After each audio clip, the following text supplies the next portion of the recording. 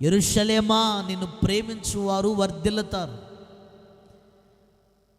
యెరూషలేమా నిన్ను ప్రేమించువారు క్షేమాభివృద్ధి నొందుతారు. ఈరోజు చూడండి, చాలామందికి దేవుని బిడ్డలకి యెరూషలేం మీద ప్రేమ ఉండలేదు. యెరూషలేం అంటే ప్రార్థనా మందిరం, యెరూషలేం అంటే సంఘం. ఒక వ్యక్తి సంఘానికి చాలా అన్యోన్యమైన బంధం కలిగి ఉండాలి.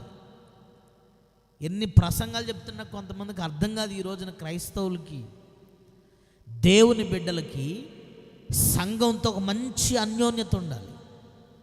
దేవుడు నీకు ఇచ్చిన పరిచర్యతో మంచి బంధం కలిగి ఉండాలి.